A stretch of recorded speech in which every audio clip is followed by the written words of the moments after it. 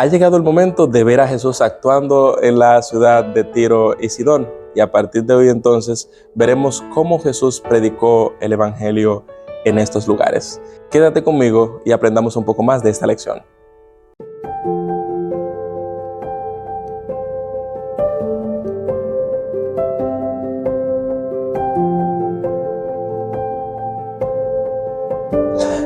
Dios le bendiga, queridos hermanos y amigos. Qué bueno que están con nosotros compartiendo durante esta semana la lección que está representando un gran crecimiento para todos nosotros. Y yo sé que usted está bastante interesado en aprender cuál es el mensaje de Dios para usted. Esta semana estamos estudiando la lección Misión en favor de los no alcanzados, la parte 2, basada principalmente en el ministerio de Cristo yendo fuera de las fronteras de Judea.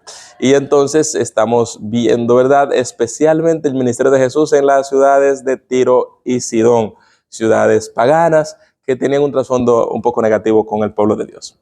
Vamos a orar para pedir así la dirección de Dios sobre este estudio de hoy que se titula En Tiro y Sidón. Padre Celestial, te doy gracias por tu palabra, gracias por esta lección. Ayúdanos a poder entenderla y poder sacar el mejor provecho de ella. En el nombre de Jesús. Amén. Los eruditos bíblicos creen que el Evangelio de Mateo fue escrito especialmente para un público judío, un público que ya estaba relacionado con las cosas de Dios y de la Torá. Pero, por otro lado, también que el Evangelio de Marcos fue escrito para un público gentil. Por lo tanto, es provechoso nosotros tener presente esta distinción al estudiar los evangelios para entender un poquito su trasfondo. Hay dos pasajes acá que vamos a estar estudiando que presentan la historia de la mujer sirofenicia, la mujer cananea, la mujer griega. Hay diferentes formas de cómo se le llama, ¿no? Entonces vamos a ver cómo Mateo narra esta historia y cómo Marcos la narra. Primero vamos a leer el libro de Mateo, capítulo 15, versículo 22 al 28. Dice: He aquí una mujer cananea que había salido de aquella región, clamaba diciendo: Señor, hijo de David, ten misericordia de mí. Mi hija está gravemente atormentada por demonio. Pero Jesús no le respondió palabra. Entonces, acercándose uno de sus discípulos, le rogaron diciendo: Despídela, pues da voces tras nosotros. Vamos a concentrarnos en esta primera parte primero. Marcos capítulo 7, versículo 24 dice lo siguiente: Levantándose de allí fue a la región de Tiro y de Sidón, y entrando en una casa no quiso que nadie lo supiese, pero no pudo esconderse.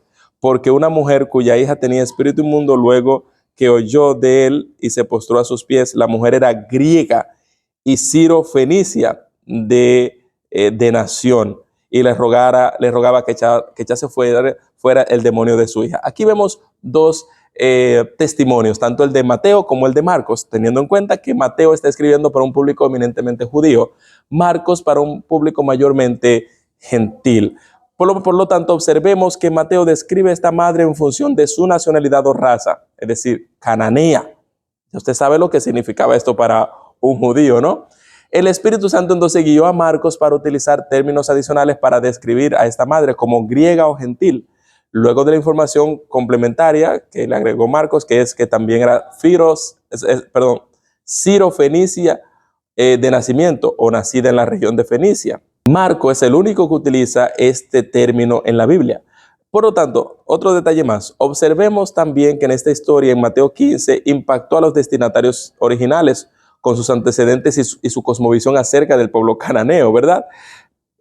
Sin embargo, si usted le decía esto a un gentil de otro país, no iba a entender nada, simplemente iba a ver una mujer. Pero Mateo, la audiencia de Mateo consideraba que esta madre era una pagana despreciable. Y esto proviene de la experiencia histórica del pueblo judío con los cananeos, un grupo que adoraba ídolos y cuyos estilos de vida y práctica malvadas durante mucho tiempo habían sido un obstáculo para su nación. Ahora veamos a Marcos capítulo 7. La audiencia de Marcos, conformada por gentiles, tendría una respuesta diferente a la de Mateo. Los gentiles no tenían la misma experiencia que los judíos con los cananeos, por lo que se identificarían con esta mujer griega sirofenicia de nacimiento. Jesús curó a uno de los suyos. Qué bueno es este maestro, qué maravilloso. No se limitaba solamente a los judíos, sino que sanaba a todo tipo de personas. Para los gentiles, esta mujer era una madre entrañable que estaba preocupada por la condición de su hija y quería que el maestro la sanara. Más allá de su origen étnico o nacionalidad o su trasfondo histórico por pertenecer a esa nación. Entonces, veamos esta cita para entender un poquito mejor esta historia que es muy fascinante y las diferentes perspectivas. Cristo no respondió inmediatamente a la petición de la mujer. Recibió a esa representante de una raza despreciada como lo habrían recibido los judíos. Con ello, quería que sus discípulos notasen la manera fría y despiadada con que los judíos tratarían en caso tal, evidenciando su recepción de la mujer y la manera compasiva con que quería que ellos tratasen a una angustia tal, según lo manifestó en la subsiguiente concesión de lo pedido por ella. Eso se encuentra en el Deseado de toda la gente, página 366.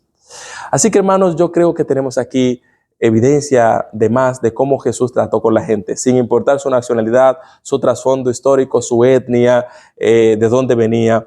Jesús trató con ellos con compasión y dio lecciones a sus discípulos de cómo no se debía tratar, porque esta historia a veces confunde ver cómo Jesús habla con ella. Pero nosotros podemos notar aquí que Jesús cumplió su propósito, que era sanar a su hija y dar testimonio a aquellas personas de que Jesús no está limitado a una nación o a una raza. Que el Señor nos ayude y nos bendiga cada día más.